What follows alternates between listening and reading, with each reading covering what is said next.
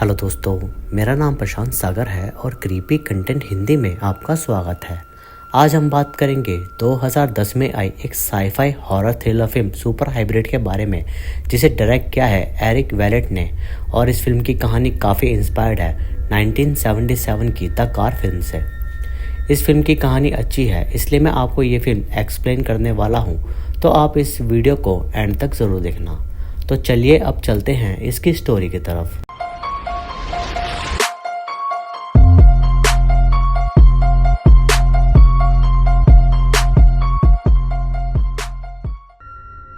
Film की starting में हमें शिकागो शहर दिखाया जाता है, जहां मिस्टीरियसली एक ब्लैक कार अपीयर होती है जो शहर की गलियों में भटकते हुए अपना शिकार ढूंढ रही थी। और तभी उसे दो लड़के आते दिखते हैं, जिन्हें वो कार एकदम मस्त स्पोर्ट कार में बदलकर उन्हें अट्रैक्ट करने की कोशिश करती है। यानी कि वो कार अपना रूप बदल सकती थी किसी भी कार में। वो दोनों लड़के एक्साइटमेंट में उस कार में बैठ जाते हैं और फिर वही हुआ जो होना था। वो कार उन लड़कों को अंदर ही अंदर निगल लेती है और डकार तक नहीं लेती, और फिर से वो अपने रियल रूप में आकर सड़कों पर घूमने लगती है कि तभी एक दूसरी कार उससे बुरी तरह टकरा जाती है और दोनों ही कार की हालत देखने लायक नहीं थी। उसके बाद पुलिस को कार में किसी भी इंसान का नामो निशान नहीं मिलता और केस एक्सीडेंट का था, तो पुलिस उस कार को शहर के फेमस गराज में भेज देती है। उस गराज को रे नामक आदमी ओन करता था, जो कि अपने बॉस होने का बहुत घमंड करता था। यानी कि वो किसी की नहीं सुनेगा, सब उसी की सुनेंगे। और उसके साथ उसके कुछ एम्प्लॉयज काम करते हैं, जिनमें से कुछ मैकेनिक्स थे और कुछ बैकएंड में थे। उन एम्प्लॉयज में मेन थी टिल और बाकी थे हेक्टर, बॉबी, गॉर्डन, एल और मारिया। और मारिया से रे अक्सर फ्लर्ट करा करता था। रात को हेक्टर अपना काम खत्म करके जा ही रहा था कि उसे वो एक कार एकदम से अच्छी कंडीशन में दिखती है, जबकि वो कार बिल्कुल टूटी हुई वहां आई थी। और ये तो बिल्कुल टार्जन वाला सीन हो गया था। वो कार हेक्टर की हीट को फील कर पा रही थी और वो उसे फॉलो करने लगती है, क्योंकि उस कार को भूख लगी थी। हेक्टर को लगता है कि शायद इस कार का हैंड ब्रेक नहीं लगा है, इसलिए वो उसे लगाने कार में घुसता है और वो कार अपने डोर से हेक्टर का पैर तोड़ देती है, जिससे हेक्टर समझ जाता है कि कार में कुछ तो गड़बड़ है और बस वही अपनी जान बचाने के लिए भागता है। और बूम, वो कार ठोक कर उसे उड़ा देती है और वो सीधा पिट में जाकर गिरता है और मर जाता है। रे को काफ़ी देर से हेक्टर की कोई खबर नहीं थी, इसलिए वो एल को उसे ढूंढने भेजता है। और रे का गराज काफ़ी बड़ा था और एल हेक्टर को फ्लोर टू फ्लोर ढूंढ रहा था। तभी एल को वही कार दिखती है जिसकी हेडलाइट्स ऑन थी, तो उसे लगता है कि हेक्टर उस कार में बैठा है, लेकिन कार में कोई नहीं था। और उसी कार को जब बॉबी टच करता है तो उसे बड़ा अजीब मेटालिक टेक्सचर फील होता है, जैसे वो मेटल ना हो बल्कि किसी जानवर की चमड़ी हो। इधर टिल एक लॉकेट को ढूंढ रही थी जो उसे मिल नहीं रहा था, और रे टिल को कहता है कि वह पैसे उसे काम करने के देता है, लॉकेट ढूंढने के नहीं। बॉबी टिल को उस कार के बारे में बताता है कि वो अजीब सी है, और ऐसा टिल को भी फील होता है। और जब वो अपना कान बोनेट में लगाती है तो उसे किसी क्रिएचर की आवाज़ आ रही थी, और हम व्यूअर्स भी किसी क्रिएचर को उसके अंदर देख पाते हैं। इधर एल हेक्टर को अकेले ढूंढ रहा था कि तभी उसे नीचे एक अजीब सा काला पदार्थ पड़ा मिलता है और उसे वही कार दिखती है, लेकिन अभी उसने खुद को एक लग्जरी कार में बदल लिया था। इसी बीच वहाँ टिल भी आ जाती है, लेकिन उसके आते ही वो कार एल को अंदर खींच लेती है और टिल की आंखों के सामने ही वो कार उसे खा जाती है और टिल कुछ नहीं कर पाती। टिल मदद के लिए चिल्लाती है और बाकी सब वहाँ आते हैं मारिया को छोड़ के, और टिल वो सब उन सबको बता रही थी, लेकिन रे उसकी बात पर बिल्कुल यकीन नहीं कर रहा था और उसे लग रहा था कि टिल बकवास कर रही है। तभी वो कार सेल्फ ड्राइव करके उनके पास आ जाती है और रे को लगता है कि वो लोग उसके साथ प्रैंक कर रहे हैं। और जब क्रोबार से उस कार का बोनट खोला जाता है तो उन्हें उसमें एक अजीब सा क्रिएचर दिखता है जिसके बड़े बड़े दांत थे, और अब सबको यकीन हो जाता है कि टिल झूठ नहीं बोल रही थी। वो कार उन सबके पीछे पड़ती है और सब अपनी जान बचाते हैं, और वो कार बाकी दूसरी कार्स को भी डैमेज कर रही थी। बॉबी को लगता है कि ये कार कोई मशीन नहीं है बल्कि कोई क्रिएचर है, जिसे या तो आर्टिफिशियली बनाया गया है या ये किसी और दुनिया से वहाँ आई है।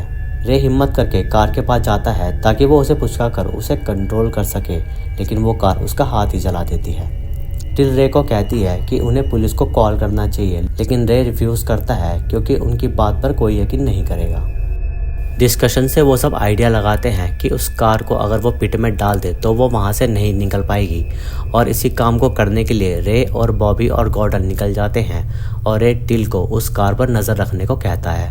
टिल चोरी छुपे इमरजेंसी फोन की तरफ भागती है और वो कार बाकी सबको ढूंढ रही थी और इमरजेंसी फोन से वो पुलिस को कॉल नहीं लगा पाती, लेकिन वो मारिया को कॉल लगा के कहती है कि वो पुलिस को कॉल करे। लेकिन रे मारिया को ऐसा करने नहीं देता क्योंकि उसे लग रहा था कि वो जो कर रहा है ठीक कर रहा है। टिल उस गराज से बाहर निकलने की कोशिश करती है, लेकिन नाइट शिफ्ट होने की वजह से मेन डोर लॉक था और कीज रे के पास थी। इधर टिल बॉबी और गॉर्डन से मिलती है और बॉबी लिफ्ट से किसी और फ्लोर पर जाने का सोचता है ताकि वो लोग वहाँ से निकल सके, लेकिन उस लिफ्ट में वो एक कार होती है और उसने फिर से अपना रूप बदल लिया था। मारिया समझ नहीं पा रही थी कि आखिर क्या चल रहा है, इसलिए वो ऑफिस से बाहर आ जाती है और वहीं उसे वो कार घूर रही थी और वो मारिया के पीछे पड़ जाती है और मारिया समय रहते अपने ऑफिस में घुस जाती है, लेकिन वो कार रुक नहीं रही थी और वो ऑफिस भी डैमेज किए जा रही थी। टिल बाइक से मारिया को लेने आती है और कार के आने से पहले वो टिल की बाइक पर बैठ जाती है, जिससे टिल मारिया को बचा लेती है। इधर गॉर्डन उस कार का ध्यान भटकाता है, लेकिन वो कार उसे अपने साथ ही खींच लेती है और वो दोनों इलेक्ट्रिकल शाफ्ट में टकरा जाते हैं, जिससे कार और गॉर्डन दोनों को शॉक लग रहा था और इससे उस कार को तो कुछ नहीं होता, लेकिन गॉर्डन बुरी तरह जलकर मर जाता है। वो कार वहाँ से फिलहाल चली जाती है और गॉर्डन को देखकर सबको काफी दुख हो रहा था। उसी के पास टिल को उसका लॉकेट मिल जाता है और उसे रे पर गुस्सा आ रहा था कि वो कुछ भी एफर्ट नहीं लगा रहा था उन लोगों को वहाँ से निकालने का। बॉबी गुस्से में रे से मेन डोर की कीज मांगता है, लेकिन वो ऑफिस में थी और ऑफिस तहस नहस हो चुका था। इलेक्ट्रिकल शाफ्ट टूट जाने से मेन सप्लाई भी बंद हो जाती है और अब डोर ऑटोमेटिक नहीं खुलेंगे। वो सब बाकी डोर्स को भी ट्राई करते हैं, लेकिन उन सब की कीज एल के पास थी जो कि ऑलरेडी मर चुका था। इधर टिल उस कार से निकलने वाले काले पदार्थ को देखकर समझ जाती है कि वो उस कार का ब्लड है और वो कार ब्लीड कर सकती है तो उसे मारा भी जा सकता है, इसलिए टिल डिसाइड करती है कि वो उसे मार देंगे। इधर वो कार अपना रूप फिर से बदल लेती है और बाकी कार्स की तरह खुद को ढक लेती है। वो सभी उसके ब्लड को फॉलो करके आते हैं और उन्हें पुलिस की कार से गन्स वगैरह मिलती है और कुछ टूल्स भी।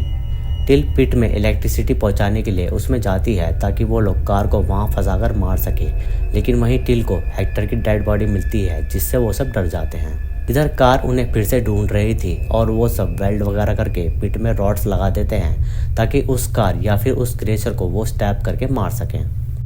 रे मारिया को कुछ ऑयल्स और ड्रिंक के लिए भेज देता है और इधर टिल दूसरी पुलिस की कार को पिट के पास ले आती है और रे और बॉबी मिलकर पिट को ढक रहे थे ताकि उस कार को पता ना चले कि वहाँ पिट का गड्ढा है। फिर टिल बाइक से उस कार को अपने पीछे लगवाती है, लेकिन वो कार टिल को बाइक से गिरा देती है और उसकी बाइक पिट में गिर जाती है। इधर बॉबी टिल को बचाता है और कॉकटेल से वो उस कार में आग लगा देता है। इधर मारिया भी एक कॉकटेल बोतल से उस कार में आग लगाने की कोशिश करती है, लेकिन उस कार की बॉडी मेटल की नहीं थी, इसलिए वो बोतल बाउंस होकर वापस मारिया पर टकराती है, जिससे मारिया जल जाती है और वो भी पिट में गिरकर मर जाती है। इधर वो कार बॉबी और टिल का पीछा कर रही थी, लेकिन जैसे जैसे वो दोनों बच जाते हैं। रे उन्हें मारिया के बारे में बताता है तो उन्हें दुख होता है और वो डिसाइड करते हैं कि वो पुलिस की एसयूवी से बैरियर्स तोड़कर वहाँ से भागेंगे।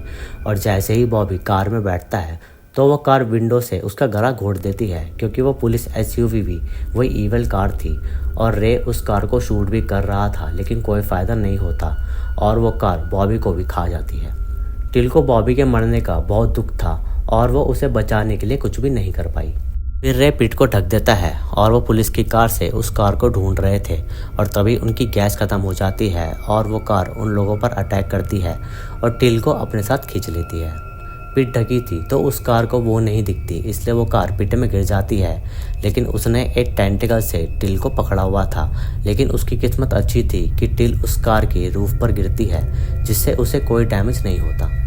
रे ऊपर से उस क्रिएचर या फिर कार पर शूट कर रहा था और देखते ही देखते ऊपर खड़ी कार उस क्रिएचर पर गिरती है, जिससे उस क्रिएचर में और भी ज़्यादा स्टैब हो जाता है और वो क्रिएचर मर जाता है। रे अब भी खुद को ही सारा क्रेडिट दे रहा था और टिल को बस अब वहाँ से बाहर निकलना था और हम देखते हैं कि रे के पास शुरू से ही सेलफोन और मेन डोर की कीज थी, जिससे हमें पता चलता है कि शायद वो ये सब जानबूझ के कर रहा था।